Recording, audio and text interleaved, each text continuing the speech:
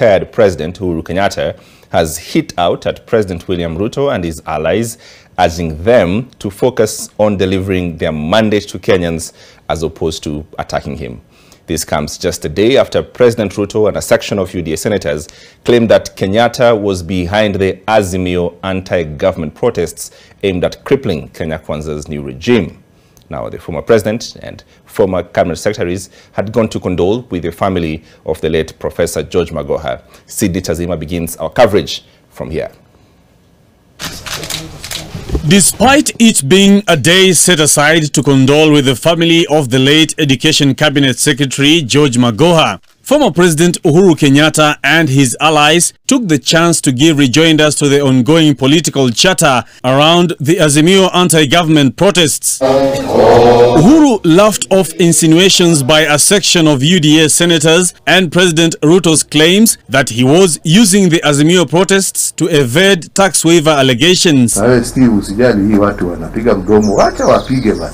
Najua mtu ambaye hana kitu kingine ya kufanya lazima apige mdomo. Wacha wapige mdomo. Hiyo ni dunia.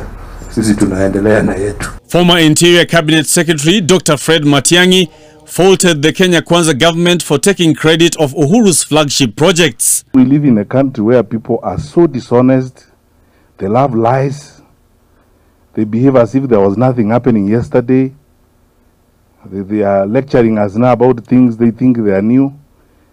If Professor Magoha had not served as the Minister of Education, Your Excellency, your plan for NEMIS, the National Education Information Management System, will not have worked.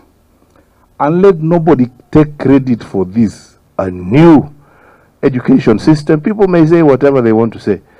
Hiyo ni wataongea, utaona watarudi tu hapo hapo. Hoja wacha wapatiwe nafasi wapige gumzo.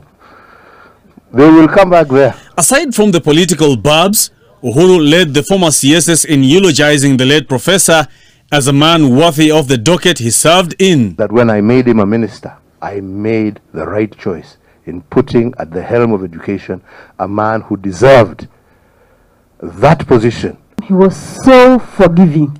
People never knew that. He will talk, scream, scream. The same person you are screaming with, if he says, I have a headache, he will, have you taken medicine? He will come, bring medicine.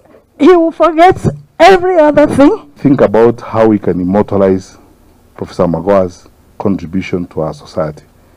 Either one university will create a chair and name it after Professor Magoha, or a scholarship program and name it after Professor Magoha. The late George Magoha is expected to be buried on the 11th of February. Sydney Chazima, NTV.